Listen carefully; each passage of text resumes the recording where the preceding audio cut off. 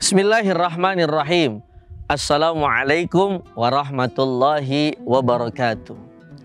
Alhamdulillah, wassalatu wassalamu ala rasulillah, la hawla wa la quwata illa billah, amma ba'd.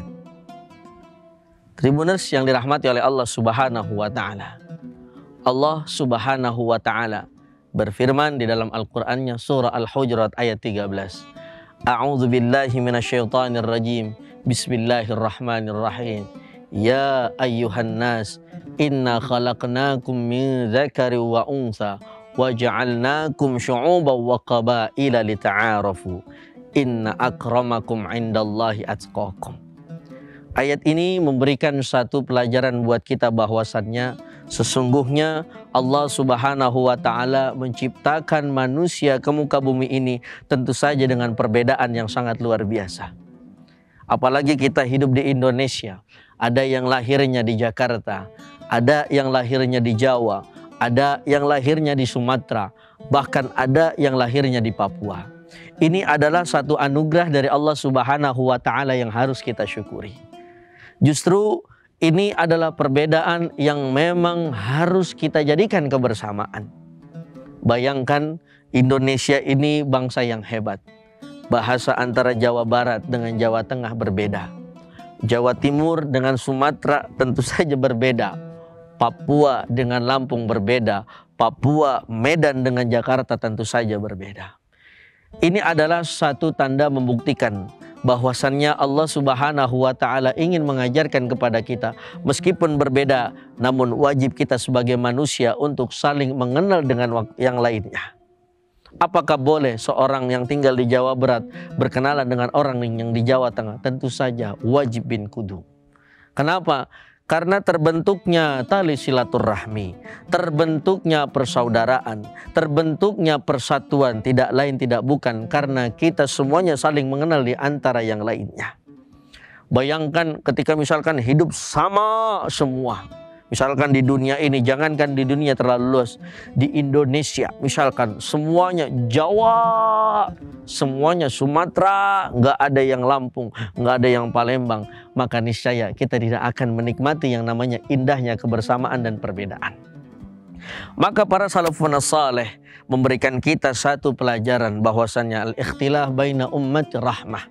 Perbedaan di antara umat Nabi Muhammad sallallahu alaihi wasallam adalah sebuah rahmat kasih sayang. Justru dengan berbeda-beda harusnya kita terus menjalin tali silaturahmi serta kasih sayang di antara kita. Apalagi di Indonesia, agama banyak. Ada Islam, ada Kristen, ada Hindu, ada Buddha, ada Konghucu. Tentu saja hidup di bangsa Indonesia kita harus saling sayang menyayangi di antara kita. Yang Islam sayang kepada Kristen, yang Kristen sayang kepada Buddha, yang Buddha sayang kepada Hindu dari segi kemanusiaan. Namun di dalam segi akidah tentu saja kita menganut yang namanya lakum dinukum waliyadin. Kepercayaanku adalah kepercayaanku, kepercayaanmu adalah kepercayaanmu, sehingga tidak akan ada percampuran akidah di antara kita semuanya.